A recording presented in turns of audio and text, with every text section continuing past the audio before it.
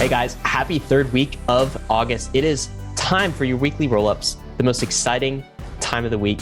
Friday morning, I hope you are ready. David, are you ready to dig into the week that was crypto? Absolutely. Like always, there is always so much news to talk about and unpack. So much drama happened this week. So much happened in the markets, and we are going to go through all of it in the Friday weekly roll-up.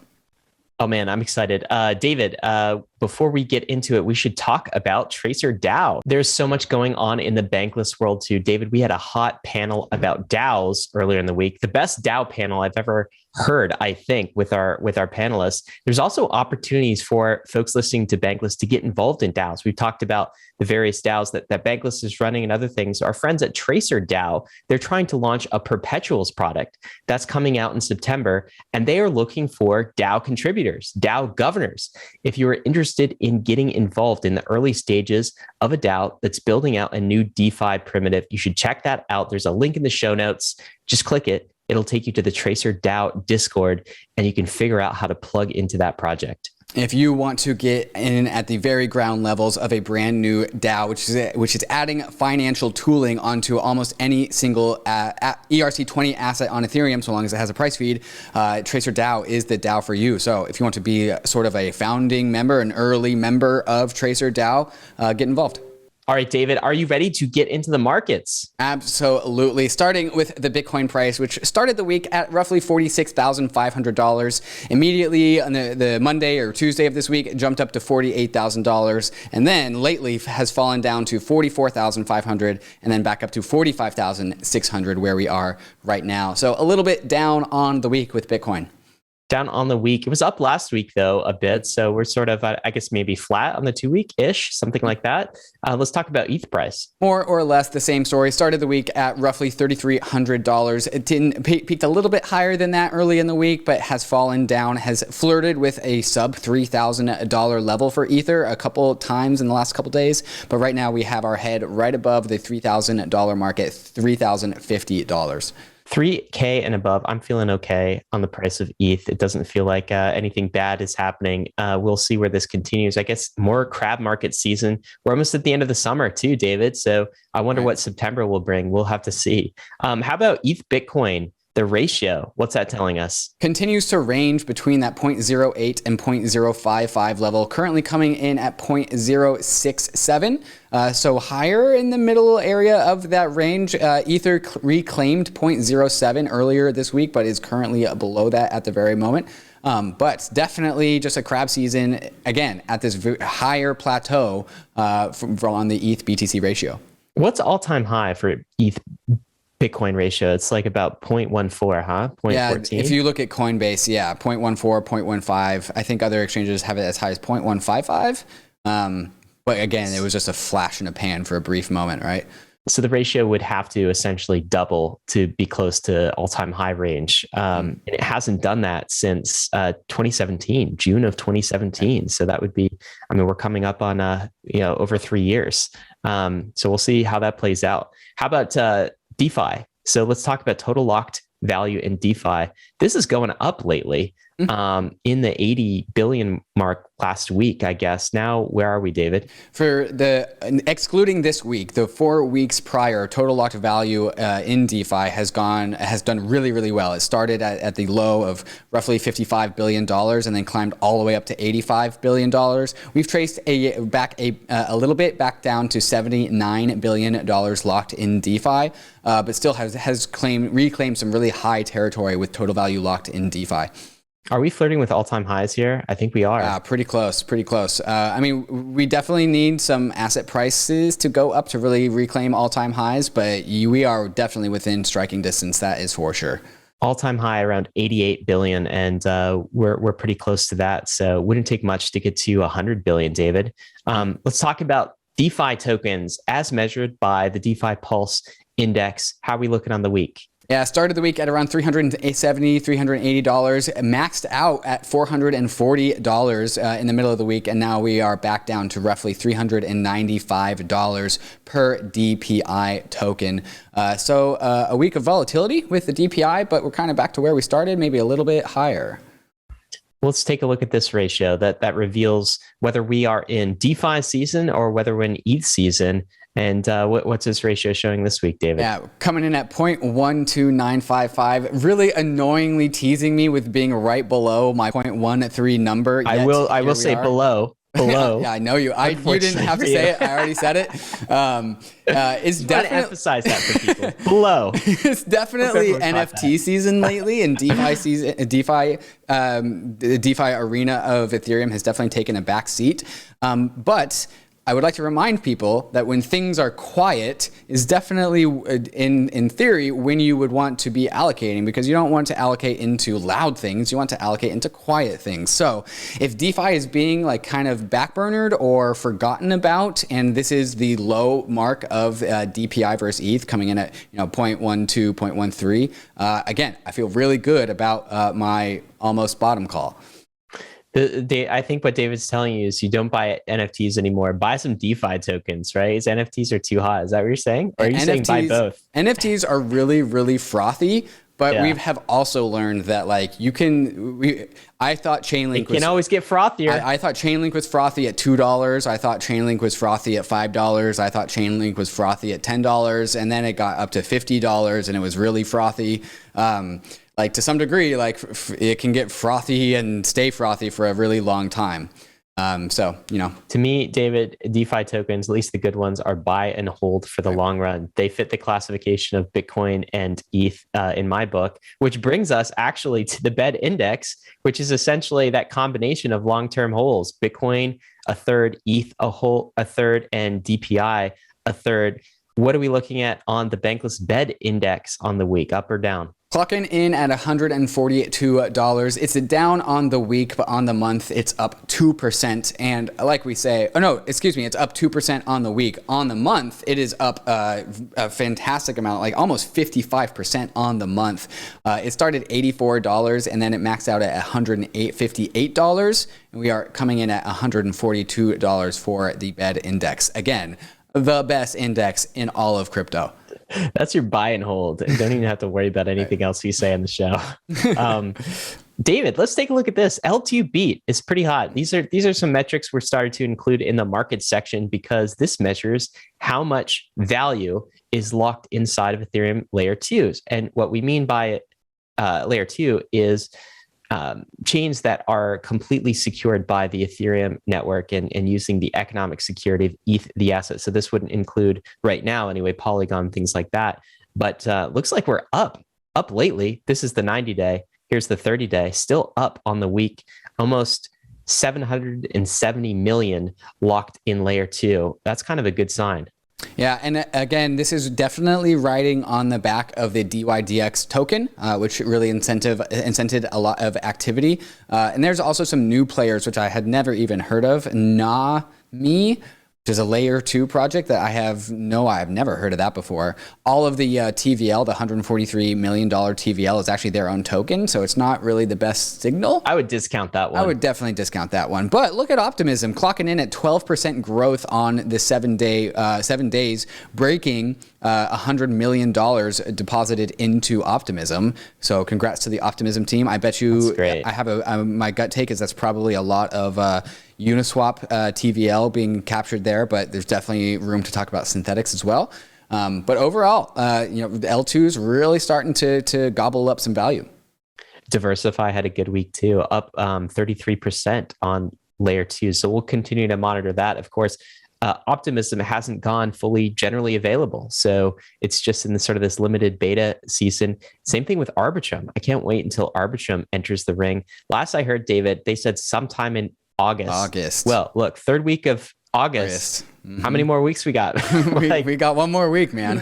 We'll see. They're gonna fucking excuse my language. They're gonna buzzer beater it. Absolutely, it's gonna be the last day of August. Yeah, why not?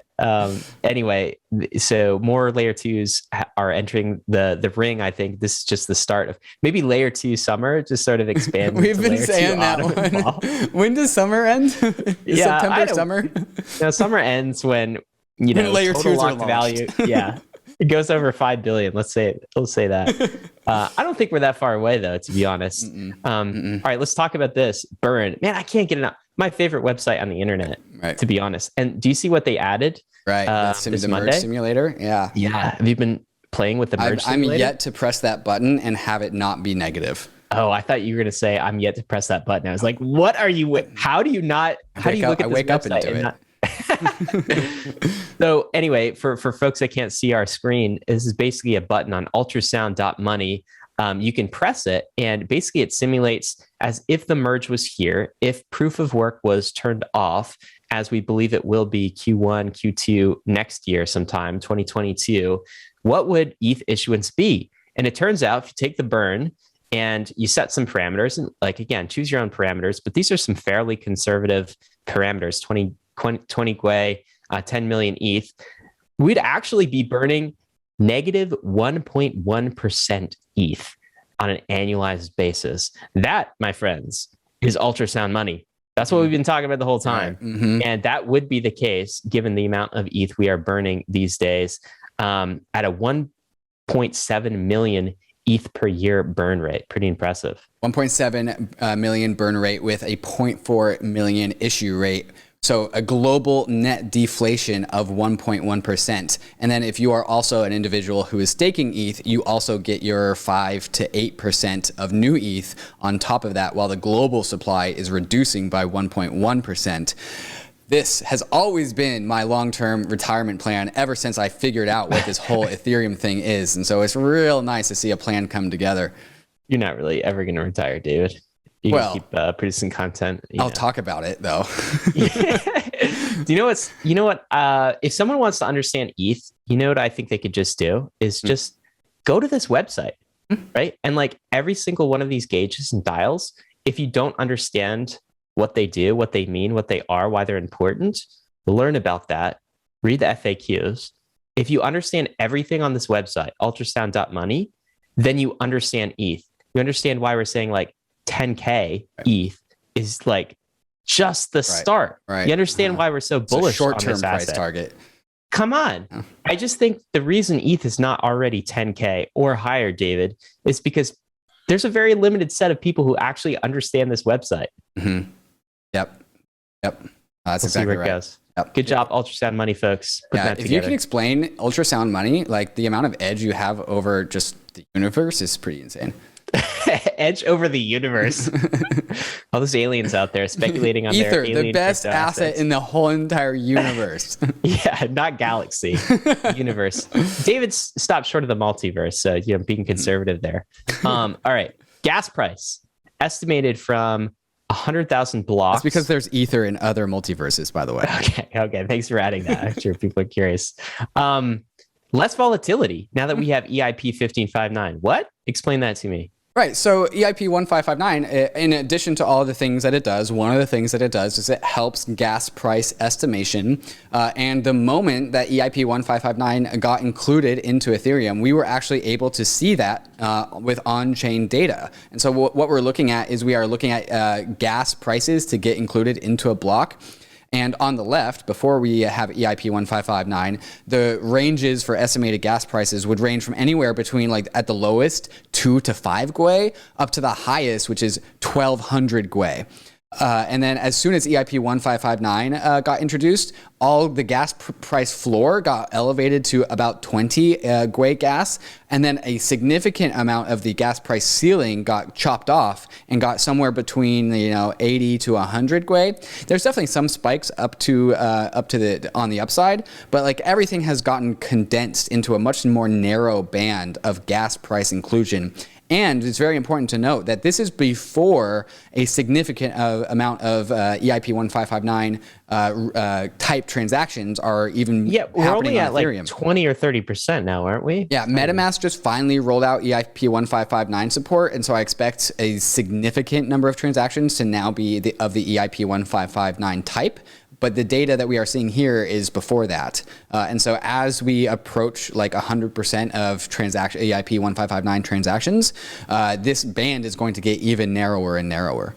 That's good. Less choppy, good. This is good UX, right? Less volatility. Good. Yes. That means like you're paying 20 Gwei for gas right now. And then an hour later, maybe you're paying 25 Gwei, something like that. Rather than what we have seen in the past is like super choppy. Suddenly it's in the hundreds. Although I will say there still are these spikes upward, Right. David. In fact, you like screenshot it, this crazy spike upward. I don't think I've ever seen, like, if we pre-EIP 1559, if I saw gas price exceeding 2,000 Gwei, I'd be like, oh, red alert, crisis. What's happening? You know, CDPs are being liquidated. Oh my God. Exit all markets. Yeah, crypto's dead. Well, so this is actually just a nature of what's going on in Ethereum at this present moment. And so I happened to take a screenshot at this moment. This NFT drop happened. I hadn't even heard of the NFT drop. It sold out in under like 5 minutes, or I think it's something as small as like 15 blocks or something. And so there was an insane amount of demand and congestion in a very acute amount of time. And if you remember our EIP 1559 podcast with Hazu, he was talking about how how block size can increase at 12.5% per block. So if the block becomes completely saturated, base fee goes up by 12.5%. And what he was talking about with that is that 12.5% can compound really, really quickly. So in the space of just a few blocks, gas fees went from 50 up to 2,500 because that 12.5% compounds really, really quickly. And so while we do have volatility dampeners in block gas fee inclusion, you can still get these spikes if there is all of a sudden an insane amount of demand for some reason really, really quickly. And so NFT drops are a very concentrated amount of demand, and you see the flexibility in the base fee by the EIP 1559 metric taking shape here. So you still do see these spikes, but they settle down faster. They settle down fast, right? Look at the volatility difference. It's just like we still get the spikes, but we get some settlement a little bit quicker. David, let's talk. You said an NFT drop, man. NFTs, it's NFT season. NFTs are hot. Look at this. NFT monthly volumes in January 2021, they were 17 million. Okay, respectable. Look, 17 million. We would have been pleased with that in January, and I think we were. NFT monthly volumes in August 2021, 848 million. The month number. Is not over yet. The month is not over yet. Okay. This is going to exceed 1 billion. Wow. That's crazy. That's 848 million on the 19th, or excuse me, the 16th of August. So just one day over halfway through the month, we are doing a 3x on the previous month's volume. And so where are we going? That wasn't even including the drop that we were just talking about just now, right? Or all the other drops. The volume on NFTs is absolutely insane. And that's kind of why I was saying earlier that NFTs do feel kind of frothy. But also what I was saying in the Market Monday this morning is just NFTs are such a simple concept to think about. If you don't think about it, it's oh, humanity just trades pictures now? Oh, okay, I guess we do this. And so it's such an easy subject to get behind if you don't think about it. And I think a large portion of the world is just not going to think about it. And they're just going to go onto OpenSea and they're going to see a picture normal. And they're going to see a price tag, and then they're just going to hit buy. Yeah, it's technology just makes weird things normal. That's what happens, right? It's like the, getting in a stranger's car, right? Using an app on your phone. That's freaking batshit crazy. Right. How crazy would that be in the 90s? No, don't talk to strangers. Don't go in somebody else's car you don't know. No, don't pay $100,000 for a JPEG. Yeah, don't. But now it's normal. Right. That's the thing. NFTs. Let's talk about OpenSea, because that's a huge NFT story. Here's the headline, though, David, is OpenSea has now recently passed Etsy in volume. 100 billion so far in August. 1 billion in August. 1 billion. Sorry, not 100 billion. That might be next August. 1 billion in August. Bigger than Etsy. NFTs are rapidly catching up to all of eBay. Wow. Web3 starting to challenge Web2 incumbents. People didn't see this coming, how fast that this is happening. OpenSea is sort of like the eBay for NFTs. And man, 1 billion in 1 month. It's insane. And it's in the comparisons to real life companies like Etsy and eBay are really, really nice to kind of get an anchor point. But we also have to remind ourselves that the reason why it's so easy for OpenSea to get so much volume is because they don't have any inventory. People on Etsy have to ship things. The last thing I bought on Etsy were these massive table legs that came from Europe and cost me $150 in shipping, and it took 2 weeks. OpenSea is just transferring a digital asset from one Ethereum address to another. So it's natural that these things can scale way further.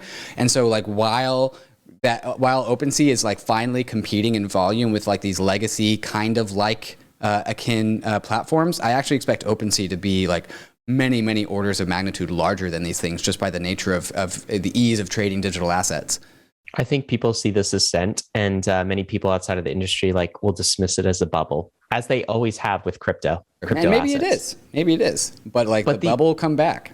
The bubble comes back, right? It's like a real bubble is something that doesn't come back. Like everything's tulips. I mean, tulips never came back. They had like their pop, and then as financial assets. Yeah, right. There was never another tulip bubble, right. But NFTs, crypto assets just keep coming back. So even if this is a short-term bubble, like NFTs are here to stay. It's pretty impressive.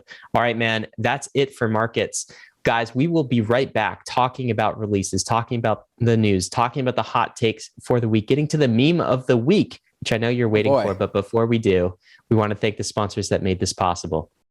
Living a bankless life requires taking control of your own private keys. Not your keys, not your crypto. That's why so many in the bankless nation already have their Ledger hardware wallets, which makes proper private key management a breeze.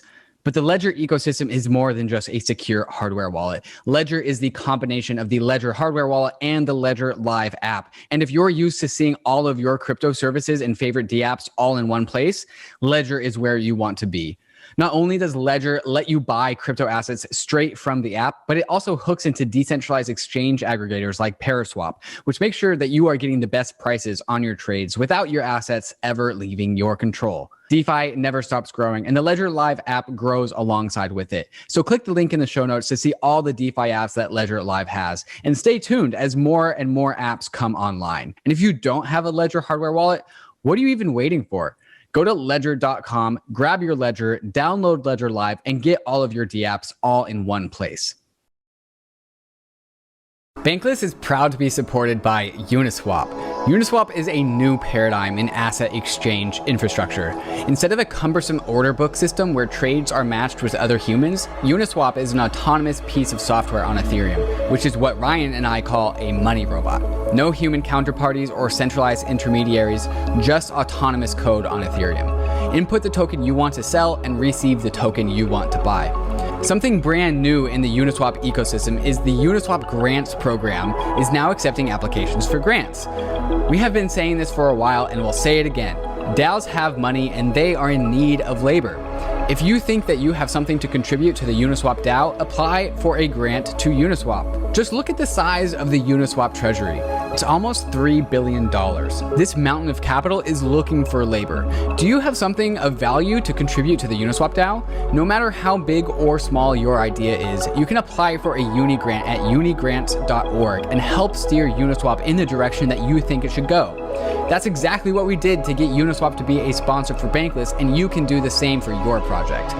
Thank you, Uniswap, for sponsoring Bankless. All right, guys, we are back with the releases. Let's start here, David. DeFi's 1inch, that is the 1inch aggregator across centralized exchanges, gives you some great pricing on assets. They just launched on Optimism. So we're getting sort of the DeFi money Lego primitives. Now we're getting the aggregators that sit on top of them on layer 2. Pretty cool. Absolutely. And the interesting thing is that I'm sure 1inch is also going to deploy itself on other L2s. And so we're going to have the same aggregating teams with aggregators on different L2s. I want the listener to ask themselves, what happens next when aggregators are on different L2s? Ooh, I have an answer to this. Yeah? Tell me, Ryan. Well, we need an aggregator across all of the L2s, don't we? An aggregator? Yeah.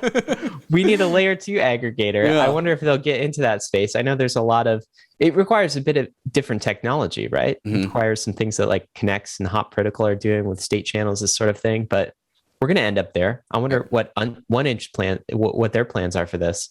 Yeah, it's definitely coming. That's for sure. Let's talk about this. Balancer launches 2 things. Metastable pools, number 1. And the second, they launched a partnership with Lido, like Fido, on a metastable pool incentive program. Okay, break this down for us. What is Balancer up to? Right. Okay. So 2 separate announcements in the same post. So we're going to cover them both. This first is their metastable pools, which is basically a basket of various yield-bearing dollar instruments. And interestingly, yield-bearing in different routes. So some dollars are in like curve generating dollar fees by being an LP. Other dollar tokens are like CDAI out of Coinbase. And so these are things that are all generally about $1, but they're all yield-bearing. And so now they're in a new product from Balancer, which is a new dollar stable token. What they say is that new USD stable are just a set of nested other stable coins, DAI, USDC, USDT. And this is not only offering a new dollar stable coin, which is getting yield, but there's also offering even deeper liquidity on these stable coins in the first place. So that's the first announcement. Composability, we get all of the things. This is the beauty of money Legos. Now we've got a new, stable coin that is composed of other stable coins through Balancer, through the magic of Balancer. So what else are they doing, David? Yeah, so their partnership with Lido is trying to bring liquidity to staked Ether, which is the whole point of Lido. Lido is a staking as a service DAO. And so you can deposit your Ether and get staked Ether back. And then Balancer has opened up an Ether to staked Ether pool so that if you just want to stake your Ether and don't want to be like burdened by just going into Lido and staking it yourself, you can just go to Balancer and swap your Ether for staked Ether, and then boom, all of a sudden you have staked Ether. And so the liquidity in that pool is getting bootstrapped as we speak, and there are some Lido rewards for people who provide liquidity. That's super cool. Tax event though, maybe? Depending on your jurisdiction. Yeah, probably. Yeah. So FYI on that, guys, got to figure that out. I don't know if the IRS can even figure that out. They have no idea. Absolutely. Yeah, they're just going to tell us to fix it, and we're going to be like, yeah, what do we do? Just do your best, guys. Yeah. All right, let's talk about this. I think this is big, actually, David. Galaxy Digital launched a DeFi index tracker with who? With Bloomberg. Bloomberg, the other B-named media company, David. It's not Bankless, it's Bloomberg. Pretty big deal, though. Bankberg. Yeah, pretty big deal, though, Bankberg. Because that's a terrible joke. Whatever. We're leaving it in. We're not cutting this, guys. Pretty big deal because I think everything that Bloomberg stamps, their approval on with Galaxy has to pass some regulatory bar. And I think you included this, David. This is what it's composed of. And you compared Bloomberg with Bitwise, which provides another index to accredited investors still, but like very regulated index Bitwise is doing. There's a lot of similarities, but there are some differences. What would you point out here?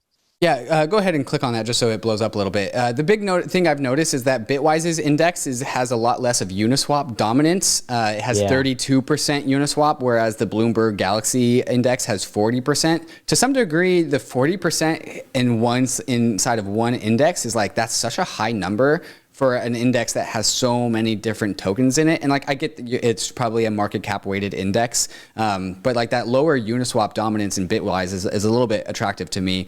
Bitwise has 2% more Aave allocation, 1% more MKR allocation.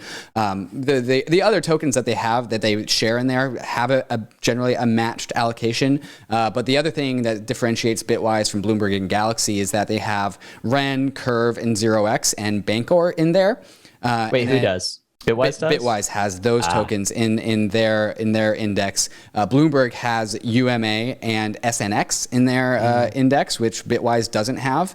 I'm wondering if there is a securities conversation to be had about this. SNX is a token that, or maybe not securities, but synthetic assets, right? So synthetics makes synthetic assets, and synthetic assets are generally much more regulated by the CFTC.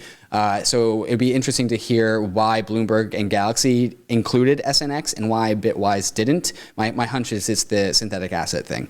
Hard to know, somewhat arbitrary. This is why I prefer DPI to both, right? You don't even have to worry about these things. But I think the good news here is, hey, this is a much better index than, do you remember that terrible index that Goldman put together a few weeks ago? We talked about in the roll-up. It's I don't even have words to express how terrible it was. In its DeFi index. Didn't have a single ERC20 token.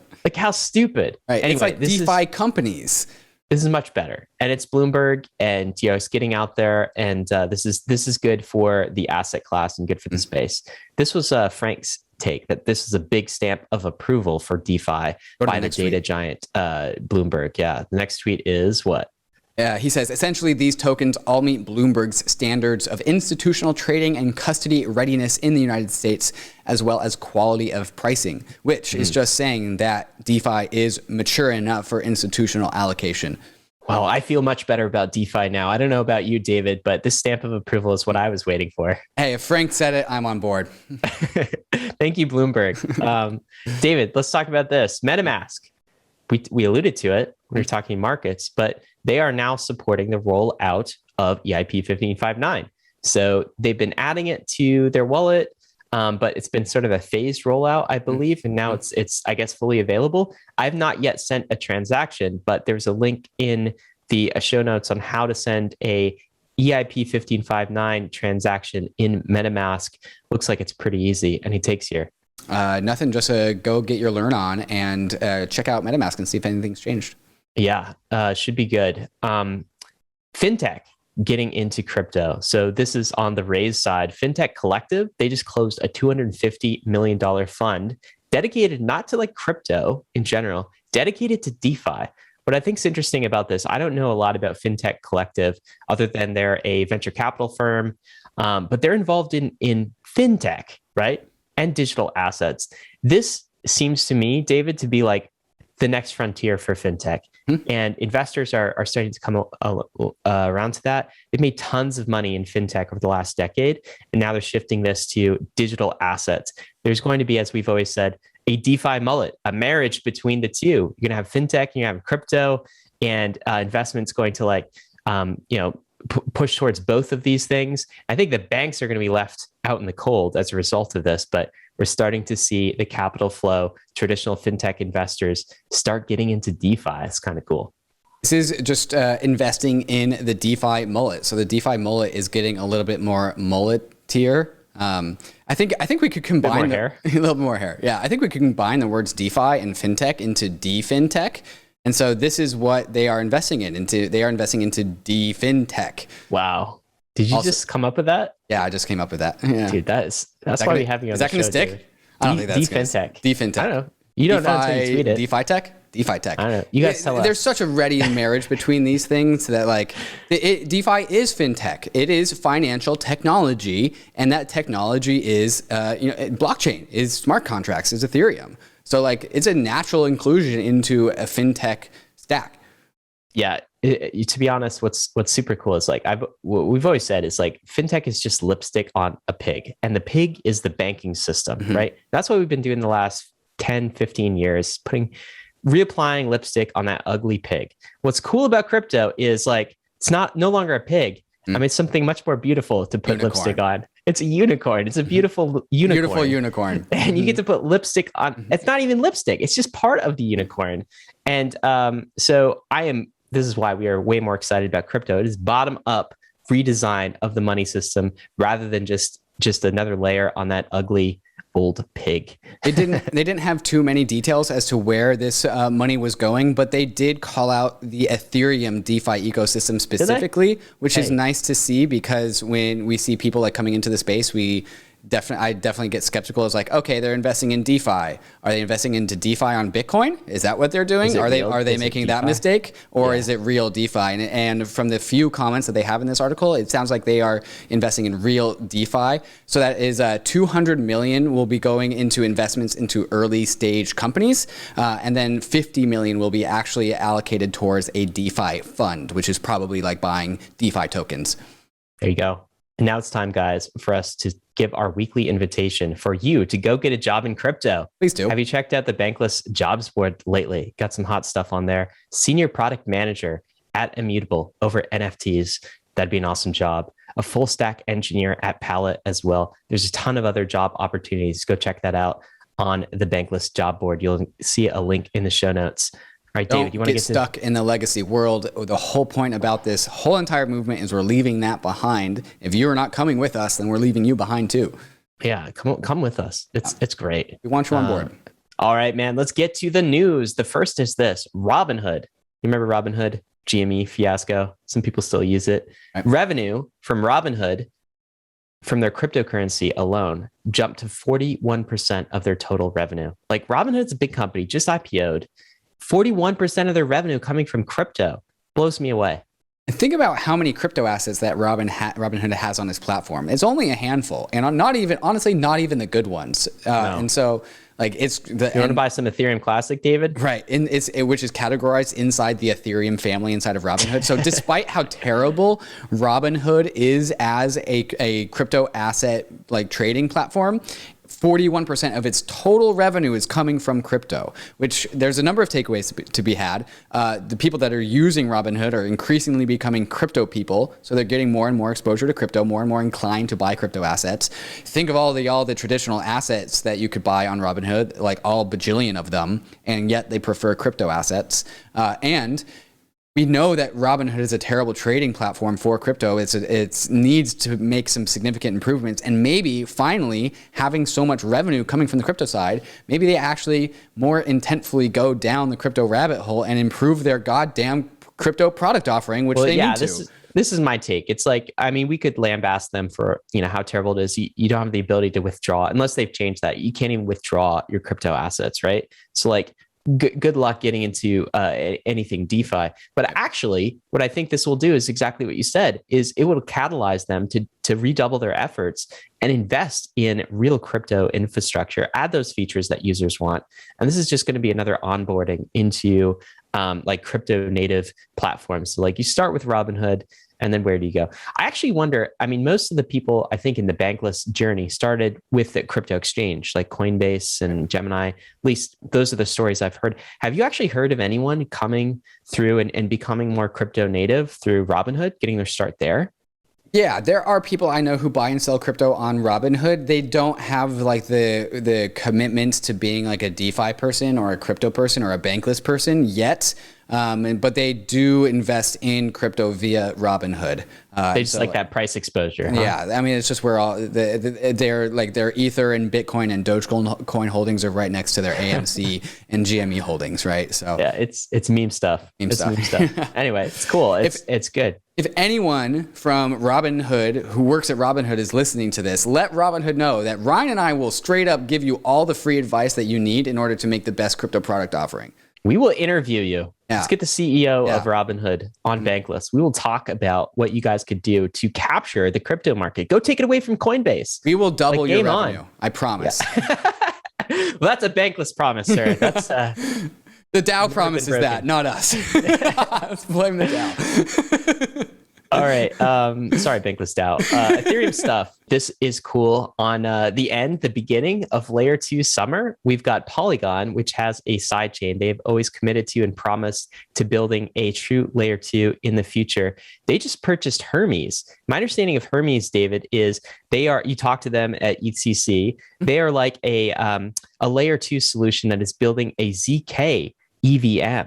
So a ZK rollup, which is kind of a different class of rollups, something that Vitalik thinks is incredibly promising. Others in the ecosystem do as well. And I think what they're doing is they're doing like a talent acquisition, technology acquisition, so that they can get a layer 2 to market that much faster and just add that to the Polygon ecosystem and toolkit. So this is like an accelerant for them to do that. Polygon's got the users, Hermez has the tech. You combine those things together and you've got something good. I think that's the play here, but it seems pretty interesting. What's your take? I think you summarized it fantastically. Hermez has kind of been struggling to onboard users and market cap and total value locked and applications, whereas Polygon has been doing absolutely fantastically in that arena. Meanwhile, Polygon has been like lagging behind in actually becoming a true layer 2. Whereas Hermez is absolutely fantastic in that arena. And as you've said, people are generally bullish long-term on ZK rollups as a technology, mainly because of the power of ZK, the power of the assurances that ZK rollups provides. And so people kind of think that the long-term conclusion of layer 2s on Ethereum are going to be of the ZK flavor. And so Polygon is fixing its not being a layer 2 issue, and Hermez it's fixing its not getting sufficient adoption issue. And so we're taking the best of both worlds and we're putting it into one scaling project. What's interesting here about these like crypto native mergers and acquisitions is there's always a token component involved as well. So there was a Hermez token, and I believe that's going to be you're going to be able to redeem that for the Matic tokens in the future. So they're not only purchasing like technology in this acquisition, but they are also becoming more economically economically aligned, which is super interesting. David, let's talk about this. I think this is big. Hey, I know you're a big TikTok fan. I know you're on there all the time. Yeah, you try and pull me off of TikTok all the time. Huh? I know. TikTok, though, pretty big deal. They are partnering with Audius. And Audius has a token on Ethereum. They're also using the Solana blockchain to bring sort of a decentralized open music streaming service to the market. What have you read about this partnership? That it's one of those things where the TikTok is a fantastic music sharing service, and there might be issues with TikTok and like sharing music that has some sort of like nation state copyright issues on it, and that's exactly what Audius is really good at circumventing. It's a decentralized audio storage system and sharing system.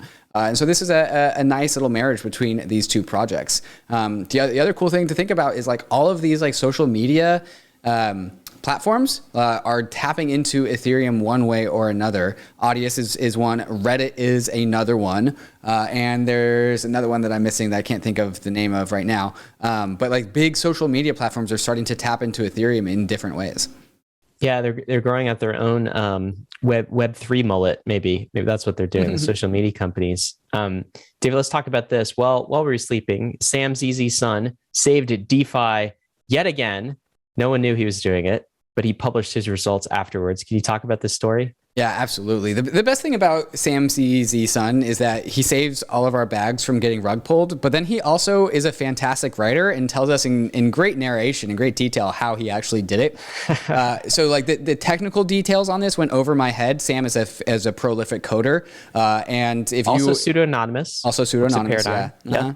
And so he explained what his takeaways from this, and basically his big takeaway is that the protocol that he saved was SushiSwap, and SushiSwap recently came out with their brand new Miso platform, and on SushiSwap are a bunch of different products which in silo work perfectly and are perfectly secure. But when you put them all onto the same like product offering and you start to connect these contracts, you start to accidentally create bugs. And so while these things work perfectly and are perfectly secure in isolation, when you de-isolate these things, you actually create new bugs. And so that's what happened with SushiSwap. There was over $350 million that anyone could just grab for themselves. Sam saw it first. And so he pulled the SushiSwap team into a Zoom meeting. They had their war room, they had their plan. And I think over the space of, I can't remember how many hours, but like under 12 hours, I think they had identified the problem, come up with a plan, and then saved all of the funds. The other big takeaway about this story, read the article because it's just a great story. It's a great like sci-fi story about Ethereum. Like I said, Sam writes really, really well. The other thing to take away from is that like Paradigm is a massive investor into Uniswap, which is SushiSwap's direct competitor, and Joseph DeLong at SushiSwap, and overall SushiSwap and Uniswap have had like a less than awesome relationship. Sushi forked their code in the beginning, right? Right, and then there's just been like jabs being thrown at each other on Twitter. But as soon as users' funds became at stake, all differences were set aside, and they all got into the same Zoom meeting, and jabs were no longer thrown, and they focused on saving $350 million of user funds. And so, again, a scary story of like perhaps a near-death experience from SushiSwap. This would have significantly harmed SushiSwap for a very long time. This would have left a very bad scar. But it didn't happen because Samczsun is a good guy and really smart. Yeah, absolutely. Super talented. And I'm glad he's a white hat rather than a black hat and like pulling these funds for his own purposes, because somebody maybe almost as smart as Samczsun might be out there, might come along and might do these sorts of things, except exploit them and try to escape. I mean, we've seen some of that activity too. It's another reminder, look, this is the Wild West, right? Like when you deposit funds inside of a DeFi contract, especially something that is brand new, something bad could happen. Right. Now, what's happened so often, maybe lull us in some complacency, is a lot of these DeFi protocols have then restored the funds, right? They've sold some of their treasury. They found some way to essentially provide self-insurance, but these things can still happen, and you never know. But glad we have Sam out there watching over us. David, do you want to get into this story? This is a Uniswap governance tale, I guess. What we're reading here is a tweet. It's a PSA from Dune Analytics about a Uniswap governance proposal that would let another analytics firm, Flipside Crypto, manage up to 25 million in Uni tokens. Manage, not take them all, but manage them, and use the yield to fund their own operations. And the story as of now is it's a governance proposal that's about to pass, doesn't have very much community attention. And so there's been a lot of pushback from the community who feels like this was sort of snuck in treasury bill style, infrastructure bill style by the treasury, like under the radar. And suddenly crypto Twitter is in a frenzy about it. This is DC Investor. The growing precedent of using the Uni token treasury for large cash grabs, use that term, large cash grabs, to support pet causes, often benefiting narrow groups, is bad. It's very bad, he says. And he casts his vote no. What's your take on this story? Yeah, since Dune Analytics and others have signaled about this vote, the vote has flipped to being voted no, I believe. If that is a real-time update, we are neck and neck at 47.6 million Uni tokens for and 46.9 million Uni tokens against. For the conversations I've had lately, it actually sounds like this conversation is much more nuanced than just a cash grab by a team who thinks that they can provide some amount of value to Uniswap. Agreed. That is the problem with having a $3 billion treasury. It actually might be higher at this point. It's like, we have $3 billion, you kind of run out of ideas to spend it on. And so then people will be like, well, you can spend it on me, and I'll take $25 million and I'll contribute a little bit of value. So that might be an accurate take. The other take to have is that, like, governance in DeFi is weird and very raw and not really very polished. Immature. Right. And so this governance proposal, you kind of classified this thing as got snuck in. I kind of think that people just didn't pay attention to it until like the final bell. And so people realized that this was happening because people voted for it. And so people like, submitted this proposal, and then they probably voted yes on it. And then they got enough yes votes to actually get passed. And then kind of in the last hour, people realized, like, hey, this is just this team like asking for a bunch of money. No, this shouldn't happen. This, like, people are just kind of using the Uniswap like treasury as like just trying to, like DC said, a cash grab.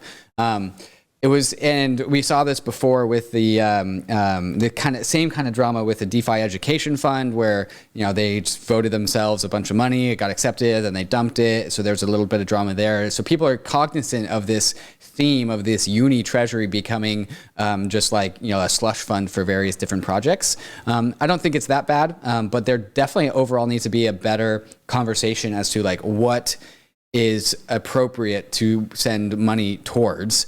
And what does Uniswap governance really want?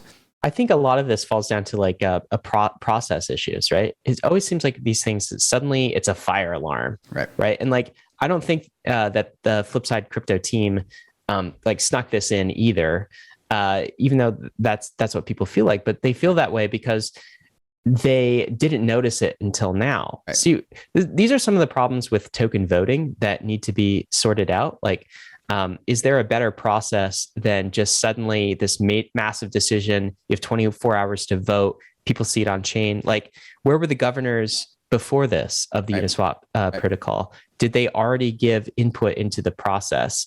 So I really think DAOs and token vote teams are going to have to learn from what's happened in the legacy space and the traditional space and how governance decisions like these are made so that we can put better processes in place and everyone is informed along the way, or else we'll keep having these types of problems. And it will feel shady even in cases when it's not, because the process has been ill-defined. The other thing is, David, like, what's the incentive if you're a Uniswap token holder, right? Like, I have mutual funds with some stocks, like very little because, who needs stocks, right? But like, I don't attend the proxy, like the votes. Those stocks. You don't vote on governance on your boomer funds? I don't. Right. And like there are proxies for this, there are delegates for this, but like I don't have time to get into the minutia of major shareholder votes.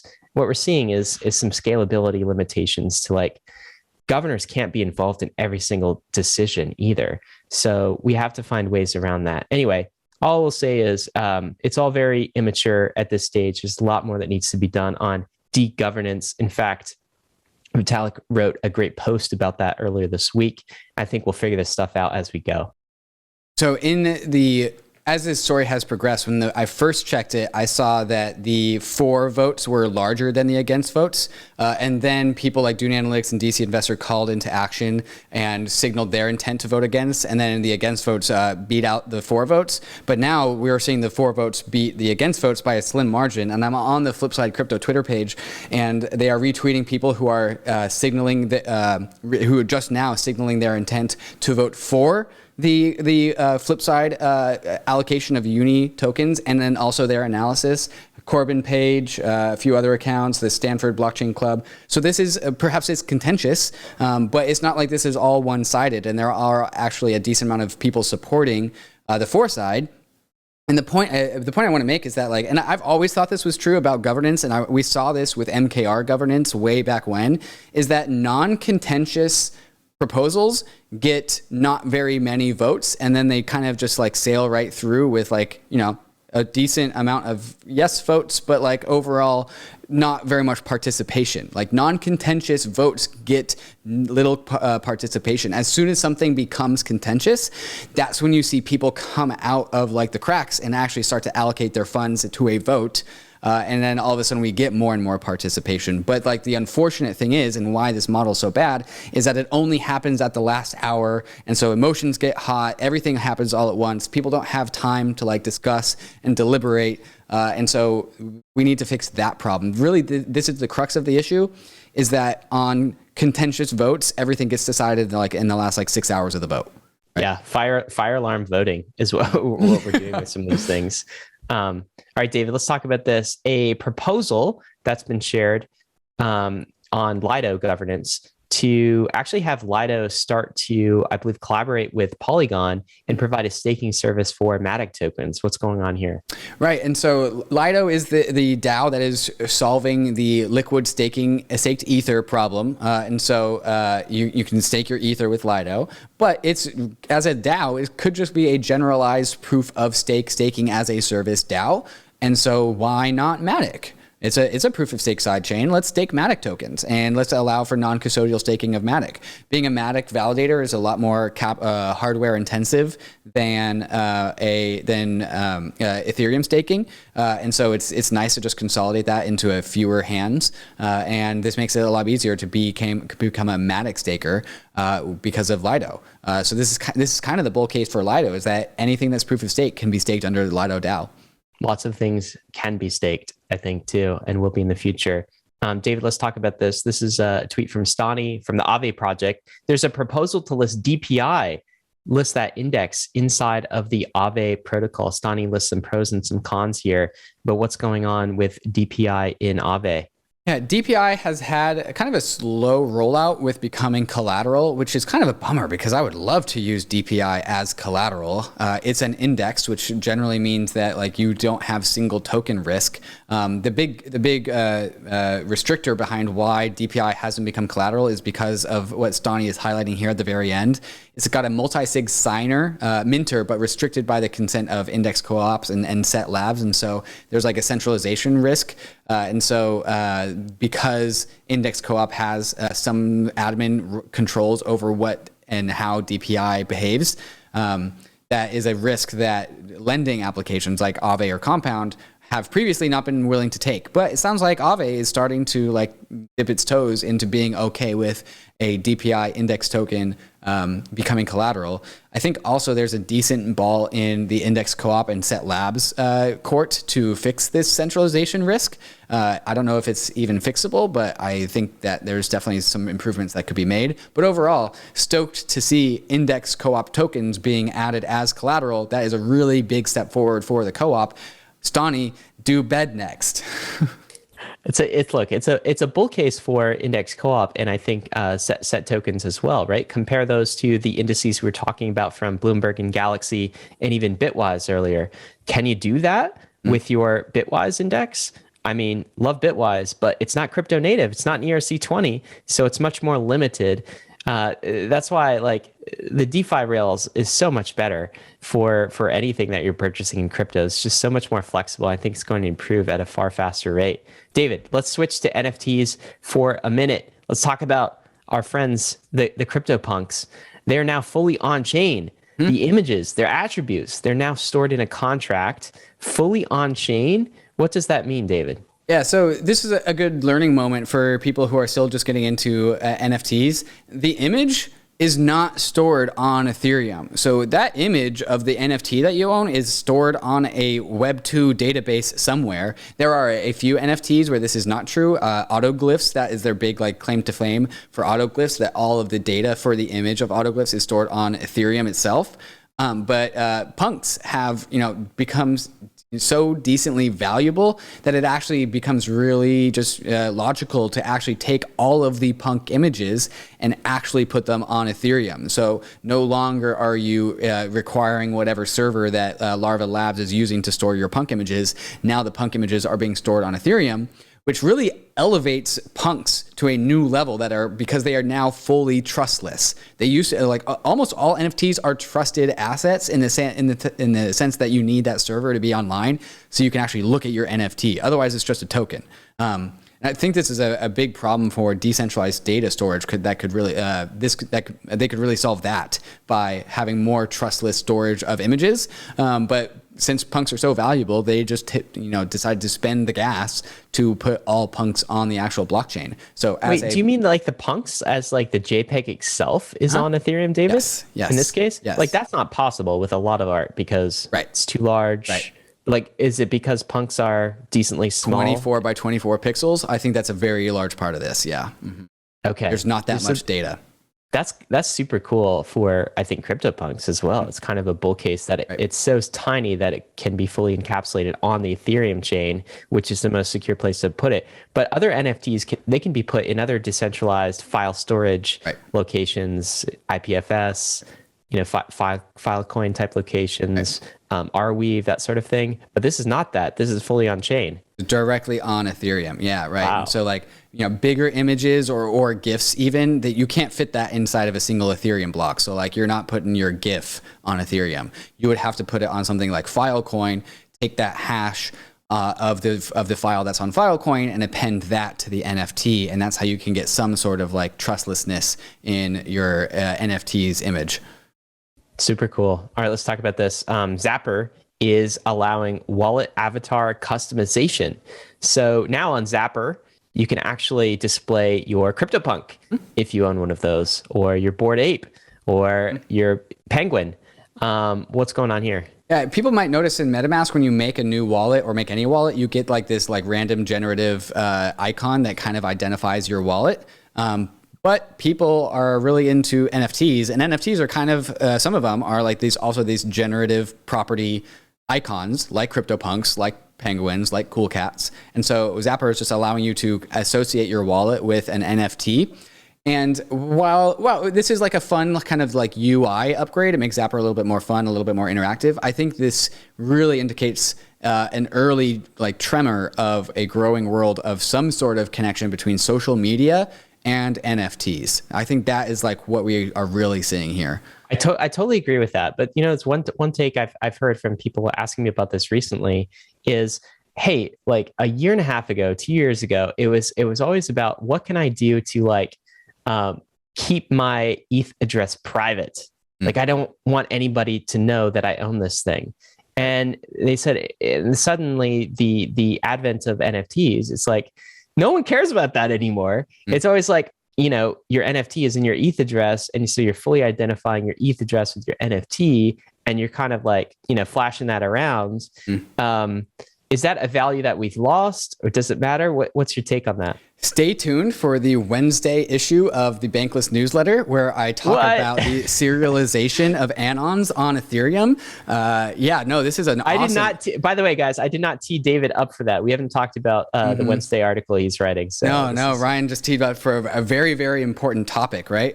And so I can take some time and kind of tease it if you want. If you want to, just a quick tease. So I read this book called Seeing Like a State, and it's a book that kind of illustrates what it's like to have the perspective of a nation state. Nation states like things ordered. They give you a social security number. They give you an address. Your business has a tax ID number. Your car has a license plate number and a VIN number. Every street has a name. Nation states like things ordered. So they can know where you are, and then they can tax you. And then the book goes all the way into like crops. They like crops very monolithic and ordered, like every 6 inches apart. And then if you really want to take this to the logical conclusion of a totalitarian state, you see something like the Matrix, where like you have like fields of humans just being like sucked all of their energy dry. That you asked for a brief anecdote, so I'll skip that part. But NFTs are a serial number on Ethereum that are unique, that have certain properties, identifiable properties on them. And so while you can choose your own NFT, you are kind of becoming serialized as your identity on Ethereum, because NFTs are unique. NFTs are not like ERC20 tokens, and so like you can trace an NFT around the blockchain in a ways that ERC20 tokens can't be traced. And so we are, while you said, we all want to have our private wallets, our private funds, and our, all of our private monies, that is still possible. But I think everyone is going to have a public address where they keep all their NFTs, because if you ever want to share your NFT, if I share my CryptoPunk, people can find that CryptoPunk token and then associate my wallet with it. And so people are going to have their public persona identities on Ethereum, which are probably going to be their NFT wallets, and then they're going to have their ERC20 wallets, which is going to be their private wallets probably. But the cool thing about Ethereum is you actually get to identify yourself as you see fit, right? Like, do you want to be a CryptoPunk today, or do you want to be a pudgy penguin today? You get to choose. Unlike the nation state, which just tells you an 8-digit number, you actually get to choose what your Ethereum serialization is. Yeah, it's kind of a cool take. And I guess if you want to sort of bifurcate things and have something public and something pseudo-anonymous, of course you can with Ethereum. You just have to be careful, right? You can't intermix things and trade one wallet with the other. You have to be careful about that. That's cool, David. Looking forward to that article, man. Let's talk about this. Pengu alert. So penguins are now trading fractional penguins, at least on Slingshot. That is a decentralized exchange. I think they are on Polygon, if I'm recalling correctly. But now we've got fractional penguins, fractional NFTs. What's the story here? Yeah, so we had Andy8052 on to talk all about fractional on the AMA. And so all fractional is taking an NFT, an ERC721 token, putting it into a contract with some spiffy cool logic, and then outputting a bunch of ERC20 tokens, which makes these things liquid. And now Slingshot is allowing, it has enabled trading on a penguin, kind of as a proof of concept. But now this one specific penguin is now liquid. It's on, like you said, it's on Polygon. And this is kind of the story of the financialization of NFTs. You can put an NFT into a wrapper and then turn it into a more equipped financial asset that gets all the perks that ERC20 tokens do on Ethereum. And so this is the growing story of the financialization of NFTs, starting with penguins, which are super cute and that I love. Very cool, guys. Like, stay tuned for that story. Dial into that story of fractionalizing NFTs. I think it's going to be a major theme in the future of the NFT market. Let's talk Bitcoin. David, this is a tweet from Hasu. He said, since people have once again been telling me that Bitcoin fees have only ever gone up over time, here's an update on the actual data. This is a statement about the security budget. Remember, security budget equals market cap divided by miner revenue. And these are the charts that he's showing. And this is basically transaction fees in the red line, block subsidy in the blue shaded area. Together, those form the security budget of Bitcoin. This is denominated in Bitcoin, I think, in this first chart. And you could see it's going down over time, denominated in Bitcoin, as you would expect, because, of course, every 4 years we get a halving. This is that same chart, I believe, in fees only. And you could see it's interesting how it spikes and then it goes down. It's unpredictable as far as like, when the fees are going to come. So 2017, early 2018 spiked all the way up. It's been like down recently. David, what do you think Hasu is saying with these two graphs? Yeah, the first thing that he's saying is like he's saying that a bunch of Bitcoiners are telling him that BTC fees on a US dollar basis has only gone up, which is a little bit true, but it's also very much not really true. And Bitcoiners tried to pull this same BS about how Ether has only ever gone down in BTC terms, but they're using a frame of reference of that 2017, 2018 spike where the Bitcoin blockchain actually got super congested.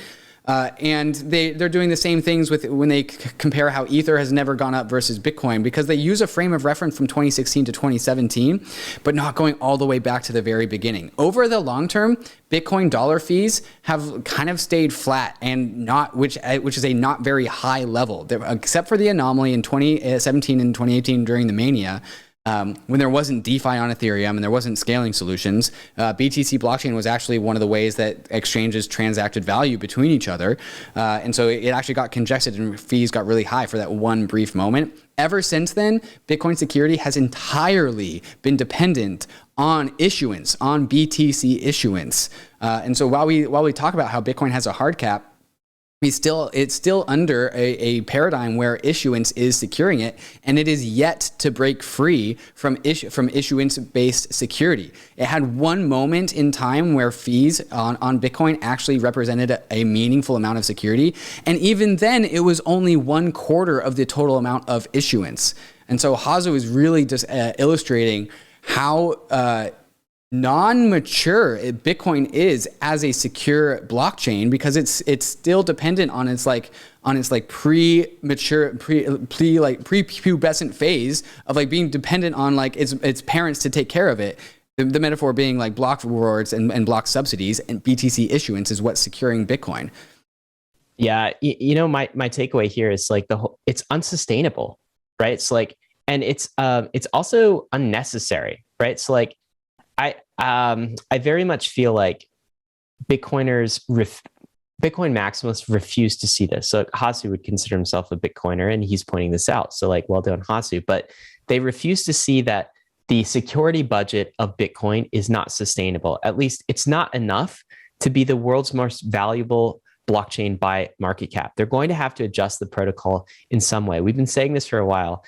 And now I feel like, David, on the back of like ultrasound money, we've talked to Justin Drake about this on the back of EIP 1559. The crypto industry is really inventing better ways to secure its network, more efficient ways to secure its network. So I don't know, man. I just, this makes me very bearish actually about Bitcoin. I'm generally bullish on Bitcoin as an asset. I think it's got some properties that other chains don't. I think it has an incredible meme following. But if the Bitcoin community doesn't wake up and realize that its security budget is actually shrinking, and that there are better economic policies that are coming to market that are going to outcompete them, they're just not going to make it, David. Like, they're not going to make it.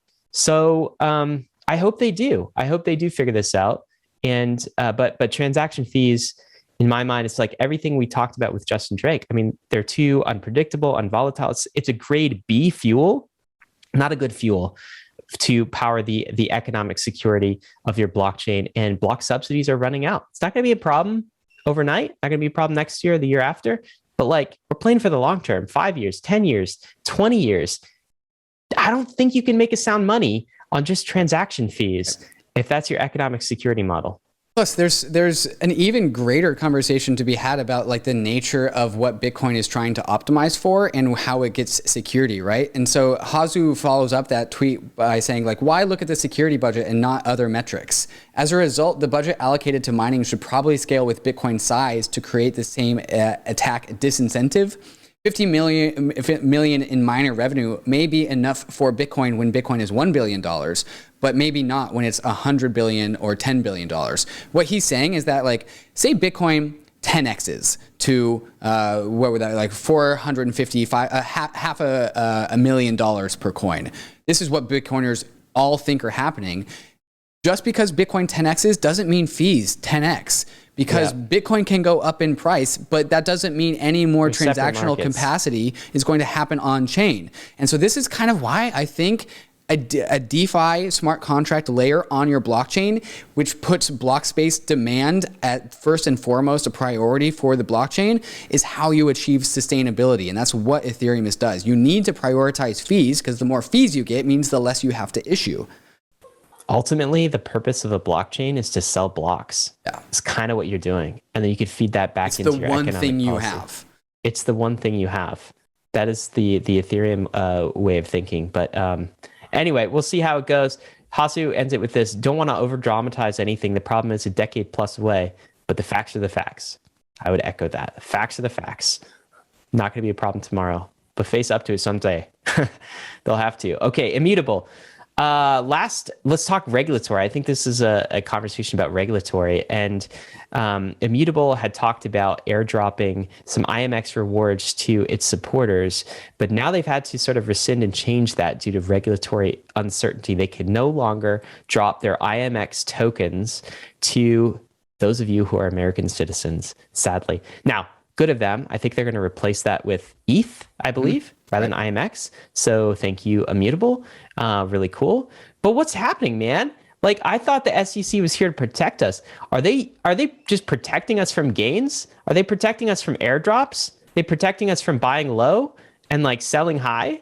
Because I don't understand what they're protecting us from when they're coming down on crypto, and Americans can't get these airdrops, liquidity mining, all of these things that we are precluded from. It's like America, North Korea, and Iran. These are the countries that don't get the airdrops. What? The crypto industry has a fantastic power of just like stripping away like obfuscation and BS from a topic. And so if we are asking, we have to ask ourselves, like, why are we not getting these airdrops? Because the ethos of airdrops, and started off by the Uniswap airdrop and you know, other things as well, is that we need to put capital, the things that govern over these systems, into the hands of the people, which is the most like populist, bottom up, pro-consumer thing that I can think of. Like, let's put power into the hands of the people. And remember, capital is power. Governance equals capital equals power. And as a result of the United States regulations, Immutable is not giving its users power over the system, right? And so by stripping away this, what's really important here, David, is like you said the word giving. Mm-hmm. This is a free gift. Right. We're not talking about selling to anybody. There's no commitments. They can't even give the free gift to you. Mm-hmm. Mm-hmm. Continue. Sorry. And why this is happening is because of regulations, which are largely imposed upon the world because incumbents lobbied for those regulations in government to protect incumbents. We just set up rules about how like individuals can't receive like capital or equity in stuff, then like whoever already has all the capital and equity in stuff gets to keep more of it. And so to me, this is just illustrating how incumbents are like not even allowing an entirely new financial world, which is separate from the nation state. We have to actually still follow these like incumbent protecting rules. It wouldn't leave a bad taste in my mouth if honestly they just said, hey, we're just trying to protect the system we have and that like the incumbents that we have.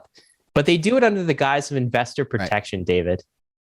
That's what pisses me off. Let's talk about Gary Gensler's comments on DeFi. I'll read this quote. He's the SEC chair right now. Projects that reward participants with valuable digital tokens or similar incentives could cross a line into activity that should be regulated, no matter how, quote unquote, decentralized they say they are. I don't want to take this one quote in, I think we have to take this quote in context, which is like Gary Gensler seems to be hinting about DeFi an awful lot, seems to be concerned about DeFi in his statements, in his recent speeches. And he actually talked about trying to enforce this, maybe going after devs and founders. He said there's still a core group of folks that are not only writing the software like the open source software, but they often have governance and fees. Mr. Gensler said there's some incentive structure for these promoters and sponsors in the middle of this. This, again, is regulators trying to find out who the centralized actors are and put the existing apparatus, securities and exchange apparatus for them too. It's like, here's the thing, David. It's like, there is going to be such a thing as constructive regulation for this industry and for DeFi. Like, we want the SEC to go after the scams. Like, please do. There are some obvious scams in crypto. Like, we know what they are. Please go after them. Please protect investors that way.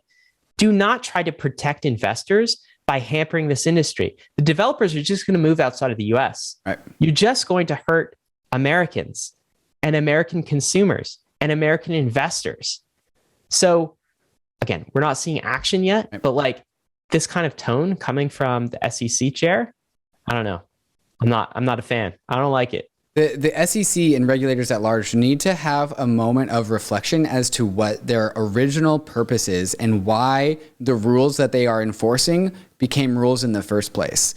And if the thing that concerns me the most is that they are not in touch with their own roots. They are saying like, okay, we have these rules from like 30 years ago. Let's enforce them all the time. Not realizing that the reason why the rules came in the first place were to protect investors from bad things, not to just enforce the rules. As soon as the reality of the world changes and the rules are enforcing the rules actually hurts investors, and you are not drawing the connection between those two things about how you will the rules, by enforcing the rules, you're actually harming people.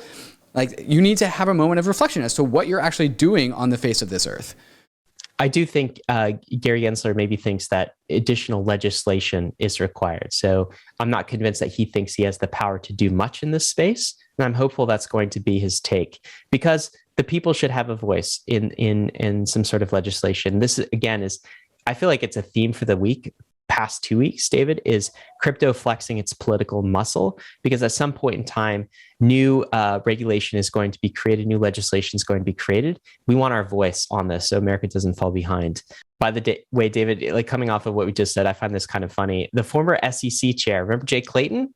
He just joined Fireblocks, their advisory board. So Fireblocks is the company we interviewed Michael, their CEO, earlier this week. Their entire mission is to bring institutions to DeFi. Now, Jay Clayton, well, Gary Gensler is talking about DeFi and possibly ways to crack down.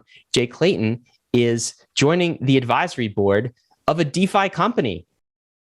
This makes me laugh. I don't know. I don't know what's going on. I mean, like, to some degree, I'm kind of down for the revolving door to work in our favor. If that's what's going on, like, sure. Have to. Do it. Let's do it. Yep, let's do it. All right. Well, maybe Jerry and Jay will meet and talk about these things. Okay, David, we should get to the takes. But before we do, we need to thank the sponsors that made this episode possible. When you shop for plane tickets, you probably use Kayak, Expedia, or Google to compare ticket prices. So why would you limit yourself to just one exchange when you trade crypto? When you make your trades, you want to make sure that you're getting the best possible price on your trade and that you aren't paying high gas costs that you could have otherwise avoided. That's why you should be using MATCHA. MATCHA routes your orders across all the various DeFi exchanges on Ethereum, Polygon, Binance Smart Chain, and gives you the best possible prices without taking any commission. MATCHA has smart order routing that splits your order across multiple liquidity sources if MATCHA sees that it gets you better pricing. Trading on MATCHA is super easy because it pools the liquidity for me into a single easy to use platform, and that has even saved me multiple times from accidentally picking the wrong DEX to trade on and accidentally getting a bad price. MATCHA also allows for you to make limit orders on chain, so you can set and forget your DeFi trades and they will go through automatically while you're away. New to MATCHA is an integrated fiat on-ramp. You can purchase crypto directly with your credit or debit card and have that fiat be instantly traded for any token that has liquidity. When you're making a trade, head over to matcha.xyz/bankless and connect your wallet to start getting the best prices and most liquidity when you trade your crypto assets. ARBITRUM is an Ethereum scaling solution that is going to completely change how we use DeFi. If you've been using Ethereum for the past 12 months, you've probably noticed the high gas fees and the slow confirmation times that have been plaguing DeFi. Too many people want to use Ethereum and it doesn't have enough capacity for all of us. That's where Arbitrum comes in. Arbitrum is a layer 2 to Ethereum, which means Arbitrum can increase Ethereum's throughput by orders of magnitude at a fraction of the cost of what we are used to paying. When interacting with Arbitrum, you can get the performance of a centralized exchange while tapping into Ethereum's level of security and decentralization. This is why people are calling this Ethereum's broadband moment, where we get to add performance onto decentralization and security. If you're a developer and you want to save on gas costs and make an overall better experience for your users, go to developer.offchainlabs.com to get started building on Arbitrum. If you're a user, keep an eye out for your favorite DeFi apps building on Arbitrum. Arbitrum has been working with over 300 teams, including Ethereum's top infrastructure projects, and will be opening up to all users shortly. There are so many apps coming online to Arbitrum, so you may want to pack your bags in preparation for the great migration to the Arbitrum Layer 2. To keep up to speed with Arbitrum, follow them on Twitter at Arbitrum and join their Discord. All right, guys, it's time for takes from the week. David, let's start with this from Anthony Sassano. The irony of paradigm-saving sushi swap is why I love this industry. What's he talking about? Yeah, like we talked about earlier, the Paradigm team, which in theory is a little bit antagonistic at the very least to SushiSwap, also saved SushiSwap. So when the time comes down to it, we always protect the individuals in this industry as well as we can, and we put differences aside. And overall, the collaborative nature and the quickness of the teams putting their heads together and coming up with a plan, regardless of the different teams that they're on, saved $350 million of people's funds. So pretty cool story. And also just great entertainment too. Yeah, it's super fascinating. But we're all in this together is the bottom line. I think that's what Anthony's saying. Okay, Stani said this: well-designed a Web3 protocol does not solve every single thing. Instead, it leaves room for the community to invent and build the rest of the features.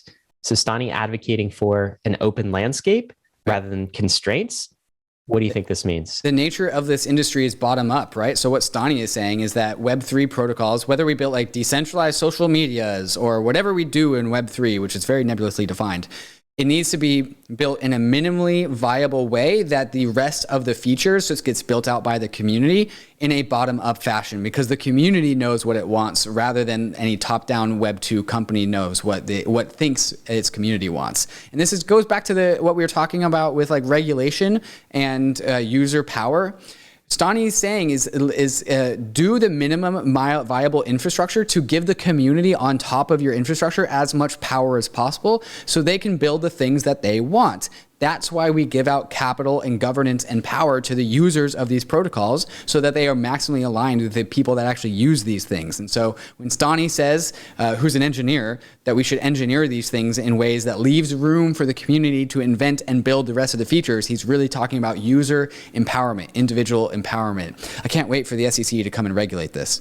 This is the insight of Ethereum, though. It's basically the entire insight was basically, let's take the idea of digital scarcity that Bitcoin provided and let's make it general purpose so anyone can build on top of it. Censorship resistant, general purpose, and let's see what we get.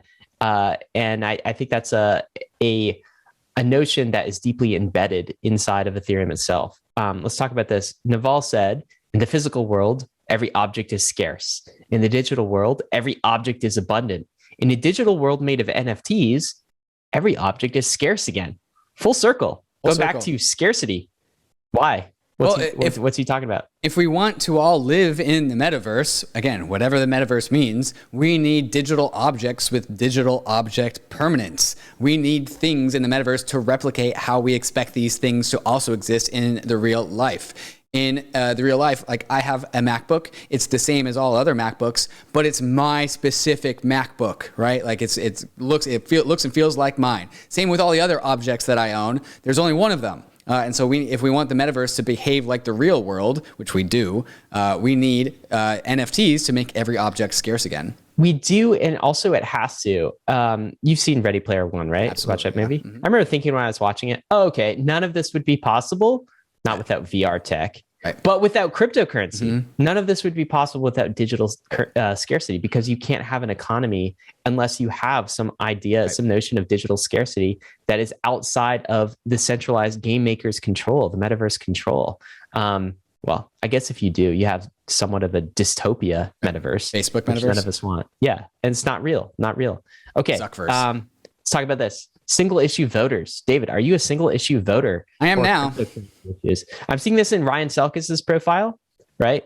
I'm seeing this in other crypto folks' profile. But what does it mean? Does that mean like you will not support any politician with your votes, with your money, unless they are pro crypto? 5 out of 5 on the crypto scale. Yeah, I mean, I can't really think of anything I care more about in life other than the industry that I work in. Like, not only is it all of my savings, but it's where I work and it's where all my friends work. And so if I want to do what is in my own best interest, I'm basically a single issue voter for crypto. And I think this is a new page for the crypto industry as we all kind of ask ourselves, like, what are we really willing to give up? Like, and how much do we really want to like center around crypto? And I think there's a very large cohort of people who kind of only give a fuck about crypto. Sorry about my language. And that cohort of people really cares about crypto and is also really, really well capitalized. And so we have the means to get what we want out of nation state regulation. We have the money to put behind it, and we can actually finally fund the values that we want to see in nation states. Yeah, I agree. And values is the key there. So it's not just like you got bags in crypto and you've got friends in crypto and you're in the industry, but it's also like crypto values are my values, like inherently. And I think that I feel very strongly, I'll talk about this a little bit later, but our need for a digital bill of rights, digital freedoms in the 21st century, right? And I think crypto is fundamental to that. If we don't have it, we'll end up in a dystopia that none of us want to live in. It's kind of like, think about your kids, think about your grandkids. What kind of life do you want them to grow up in? What kind of society do you want them to grow up in? Do you want to live in a totalitarian digital nation state? Or do we want crypto? We have to fight for it. We have to fight for it in these early stages. I agree with that. It's a good take. David, tell me what you're excited about, man. I am excited about a new podcast coming out on Tuesday. So it's going to fit into the regular Bankless programming.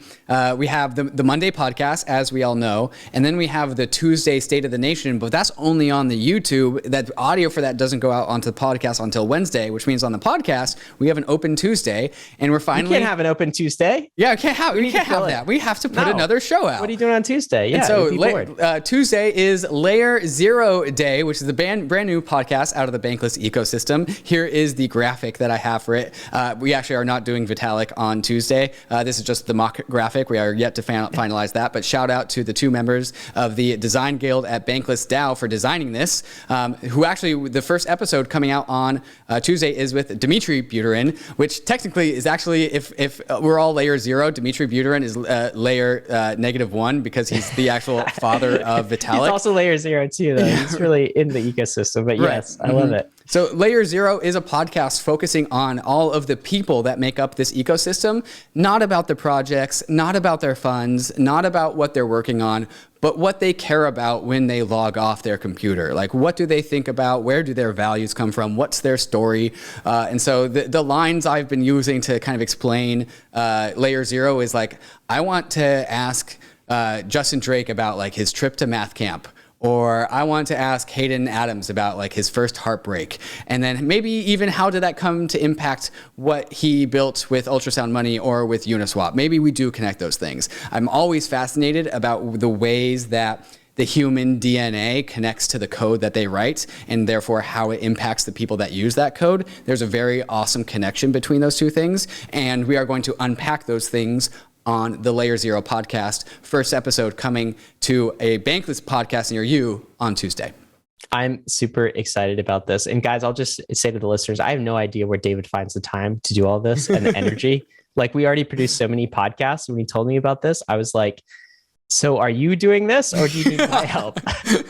And David's like, no, I got this. So I'm really excited to listen to this, man. And David Hoffman, once again, proving he is the Joe Rogan of crypto with these in-depth interviews and conversations. Thanks for adding to the ecosystem. I'm interviewing Eric tomorrow, so he will be episode number 2. Eric Connor. There you go. And then Justin Drake comes in on episode number 3. So I will be asking him, what did Justin Drake do at Math Camp?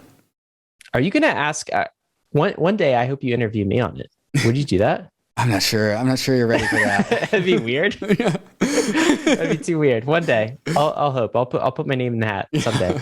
I'll add you to the list. You want my take for the week? I do want your take for the week. It's real quick. Yeah, what are you excited about? You know, what I'm excited about. Sorry, yes. I feel like there has been lately. I've been reading this news about Apple basically releasing software updates that could scan all of your photos, and they're doing it for the kids too, right? It's obviously a child pornography thing that is very terrible, sounds very terrible, but they are sacrificing our freedom and our digital liberties and our privacy in order to do that. Apple having the ability to scan any photo. It starts in one small area. Where does it end? We don't know. Once we give them this access, once we remove the barriers of encryption, it's gotten me kind of down, David. Like, I feel like this is an all-out assault on our digital freedom and privacy, and it's not going to end. Now the big companies, remember Apple billboards? We protect your privacy. We care about privacy. Google doesn't, but Apple does. Yeah, right. They're all selling us out. So what do we do about this? It's depressing. Well, I think the wealth created by crypto, per our earlier conversation, is our greatest hope to fight this and combat this. And so as we think about crypto, first it's a social movement. Now it's getting a little bit more political. First, we can fight for cryptocurrency, our industry. Then we can broaden that fight to fight for digital rights more generally. I think it's time for crypto to get more politically active. That's what the last 2 weeks have taught me, that we can do this. We have a coordination point. We have a shared set of values. We can be single issue voters. We have the capital. Like, let's take the fight to DC. Let's play their game. Because if we don't, who's going to? No one else cares about digital rights the way the crypto industry does and has the resources to do it. So that's actually what I'm excited about, is our ability to make a broader impact. Like, I care a lot about long-term things, David. Like, I care a lot about the protocols we set up now and the future generations that are going to live with the decisions we make, with the protocols we put in place. The whole world, their world's going to be digital. Like our kids, our grandkids, they're going to live in a completely digital world. Are we going to give them a digital constitution for that world? Are we going to give them a Bill of Rights? We're going to let them be screwed over by big governments and corporations? Nah, I don't think so, right? Like, that's why we're doing crypto. That's why I'm not really a political person, actually, if you can believe that. Or now. But yeah, you kind of have to be. If we're standing still, if we're not vigilant, it's just going to continue to erode until we have nothing left for future generations. Anyway, I'm excited about that. Crypto can have a big impact here. No, I think that's exactly right. And that's something I think everyone should reflect on. This movement got started in the 70s and the 80s with the cypherpunks, and everything that we've done in crypto has been downstream of the cypherpunks. And the cypherpunks had very explicit values. Cypherpunks write code, cypherpunks value privacy, cypherpunks understand that cryptography makes social systems. And I think the power of crypto economics, which is cryptography plus money, right? Now we finally have the economic resources to actually put behind the cypherpunk values. So like you said earlier, this is not just us protecting our bags, or not just us protecting our investments. It is a little bit of that, but it's also about us fighting for the things that this industry stands for. And this industry stands for a lot of things, and they're generally all surrounding individual freedoms, individual autonomy, and individual rights. And I think that we can finally have a lot of the struggles that the cypherpunks have was, there was too few of them and they had no money. In the crypto community, there's a lot of us and we all have a lot of money. So I want to see what the crypto community can do when it focuses its money into cypherpunk values. Because now, because of the power of Ethereum, because of the power of crypto, we can all be cypherpunks and we all have the means to fight for ourselves. Well said. +1 on that. David, meme of the week? Meme of the week. Subjects? Let's do it. All right. The meme of the week. This has got to be from Wolf of Wall Street, is it? Got to be. Maybe. Okay. It's Leo, right? Yeah, it's Leo, right. Yeah. Okay. Mm-hmm. So describe it for our listeners. 2 panels. Leo very intently leaning into somebody who's sitting in a chair, holding up a pen and says, "Sell me this pen." And the person grabs the pen, turns back to Leo and says, "It's an NFT." I'm buying it. I don't care. As somebody who blindly bought some cheap NFTs last night for no reason and no due diligence, I can completely align with it. You are the guy. I'm the guy. It's like, it's all an it takes NFT. to sell you the pen. Love it. All right, guys, that has been the weekly roll up. Hope you enjoyed it. As always, none of this was financial advice. DeFi is risky. So is ETH. So is all of crypto. You could lose what you put in, but we are headed west. This is the frontier. It's not for everyone, but we're glad you're with us on the Bankless journey. Thanks a lot. Hey, we hope you enjoyed the video. If you did, head over to Bankless HQ right now to develop your crypto investing skills and learn how to free yourself from banks and gain your financial independence. We recommend joining our daily newsletter, podcast, and community as a Bankless Premium subscriber to get the most out of your Bankless experience. You'll get access to our market analysis, our alpha leaks, and exclusive content, and even the Bankless token for airdrops, raffles, and unlocks. If you're interested in crypto, the Bankless community is where you want to be. Click the link in the description to become a Bankless Premium subscriber today. Also, don't forget to subscribe to the channel for in-depth interviews with industry leaders, Ask Me Anythings, and weekly roll-ups where we summarize the week in crypto and other fantastic content. Thanks everyone for watching and being on the journey as we build out the Bankless Nation.